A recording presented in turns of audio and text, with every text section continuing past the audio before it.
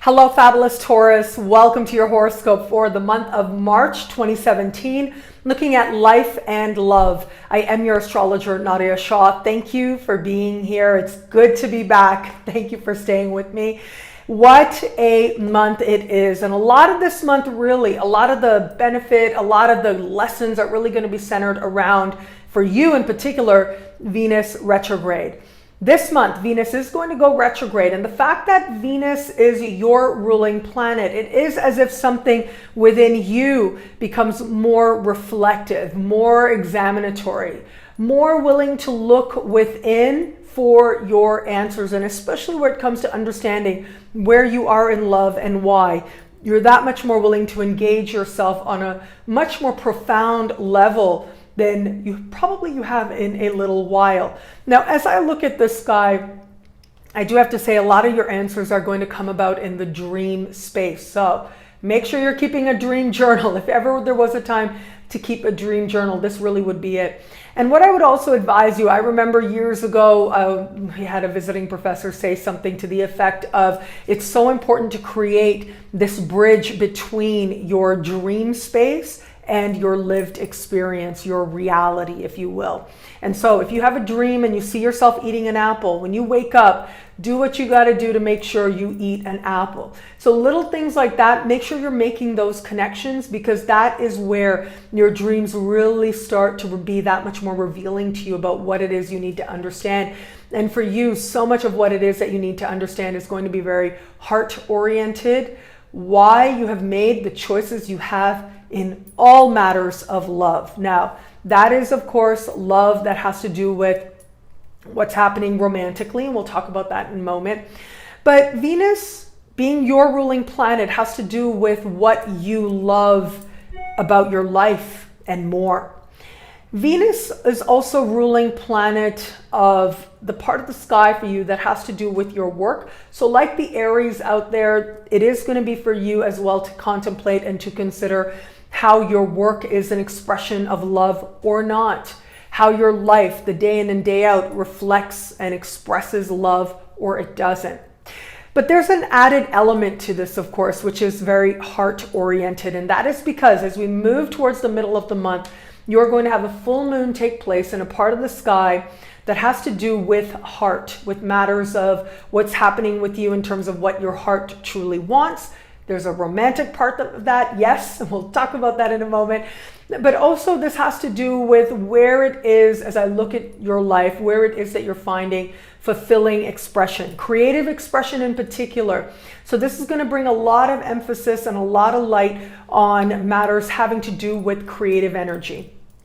Now, if you are an artist of any kind, this is going to be an incredibly important time for you, where you're really starting to understand and bringing to greater fruition what expression is truly going to be yours.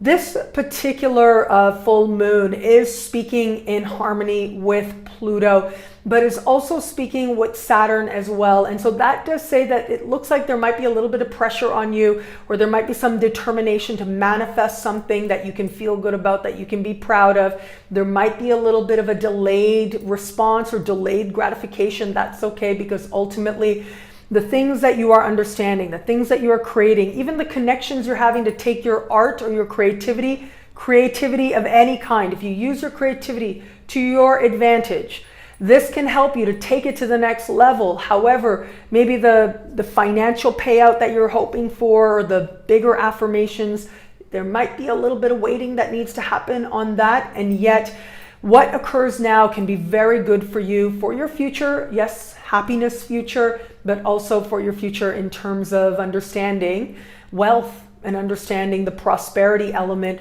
to using your art in a way that creates a prosperity energy and a prosperous experience for you at that. So even if there are a little bit of delays, it seems, right? Even if it seems like you connect with somebody who really wants to help you to show your art to more people, or take your writing to agents, or whatever the case may be, help you to get more auditions, whatever the case may be.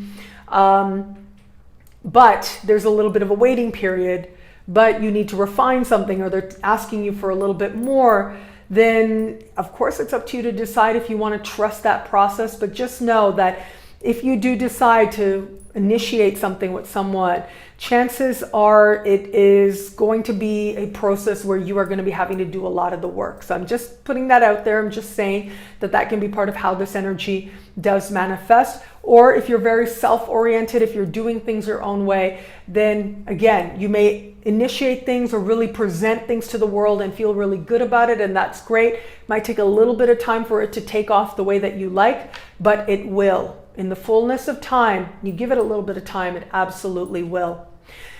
Now, as we move towards the later part of the month, we have a new moon taking place, and it is happening with Venus in the sign just before yours. So again, emphasis on the dream space, but this can also be a real awareness and a real ownership of yourself and your own role within a previous situation, engagement, or a love matter at that. And that awareness may come on very suddenly. This can also be the release of a previous experience as well, where you realize the energy no longer is, maybe if it was tense or was uncomfortable, this is where the energy transforms and you're really able to leave it in the past. Now, before I talk more about love, I also want to say with this full moon mid-month, you are very fertile, okay? So keep that in mind. And it looks like, look, if you want that, absolutely use this energy to your advantage to make that happen. You could get some really good advice that may not necessarily immediately manifest the results you like, but in the fullness of time will.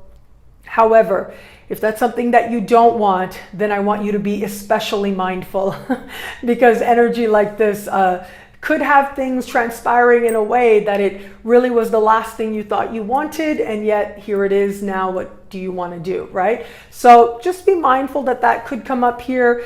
And because we have Pluto in such a great conversation, it looks like ultimately whatever does transpire in terms of fertility and in terms of what you create, ultimately it looks to be strong, and it looks to be good, and it looks to be a lot of happiness around there. If you have children, it may be that you need to put a little bit more effort or give a little bit more attention, but ultimately it's going to allow that bond to be that much stronger.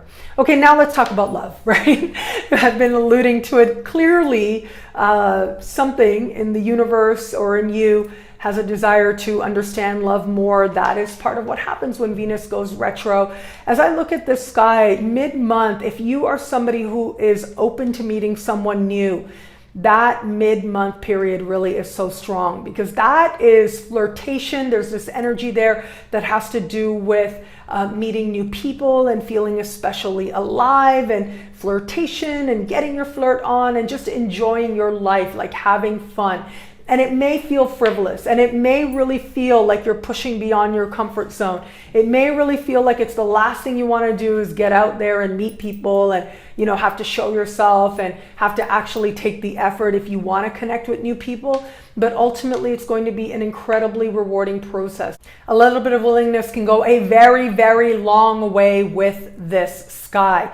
And so, if you have to, talk to yourself, sit with yourself, be willing to stretch beyond your comfort zone. Venus is retro. And so chances are what you get, what you think you're getting is not going to be what you actually get in the fullness of time. Could end up being better, yes, depending on what's happening in your unique birth chart. But it's also possible that it is ultimately for this moment and for this experience. The long-term stuff can be a little bit up in the air with a sky like this. And what I'm seeing more than anything is you putting yourself out there ultimately will allow some very important realizations and learning to take place that is really part of opening you up to greater and greater love. When Venus retrogrades, it is an important time of looking at the barriers to love that you've built within yourself. This is also true if you're in an established bond. Where is it that you need to allow greater heart intimacy, greater emotional intimacy? A part of that is going to be coming about. Now, Venus retroing in the part of the sky that is just before your sign, a very quiet part of the sky, could have lots of things sort of rumbling under the surface without any definitive answers. The answers will come next month, but if you're feeling any doubt or any questions, dive into that symbol a little bit more. Delve into it. Like I said, if you dream of an apple, have an apple. And allow yourself to consider where it is that that symbol ultimately wants to take you, and it's almost as if I'm seeing you have your answers, like you already know. And so it could be that there's suspicion, and that suspicion may be entirely about you. It could be that there's suspicion and there's a good reason for it. It could be that you need to forgive more deeply yourself, or it could be you need to forgive more deeply a past situation that involved a matter of heart, possibly with the partner that you're with right now. And if that's the case, it will reveal itself in light of your unique circumstances. But I do think having that particular full moon in the middle of the month is going to be very strong in helping you to get in touch with your heart and what your heart truly wants, and also knowing that you deserve what it is that your heart truly wants. And that's a big lesson where it comes to Venus retrograde season. Ultimately, it is about asking that deeper question.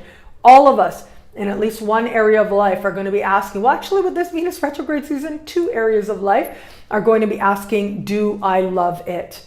And if you love it, it will grow that much stronger. And if you don't, at the very least, you'll be able to admit that to yourself. You'll be able to look at that more honestly. And that willingness alone ensures that you start moving towards a love that you truly do want and know that you truly are worthy of. Well, thank you so much for watching. I'm really grateful to be back. I'm so grateful for you as well. If you would like a video just like this every single week, log on to astrofabulous.com or nadiyashah.com and become one of my superstars. I'm so grateful, so excited for all the superstars out there on my website at astrofabulous.com, creating an exclusive community of superstars together and expanded and exclusive videos, horoscope videos every single week. Right now at astrofabulous.com, get instant access to those videos and to that community, and also of course nadiyashah.com as well. But thank you so much for being here, right now. It'll be a great month. Enjoy.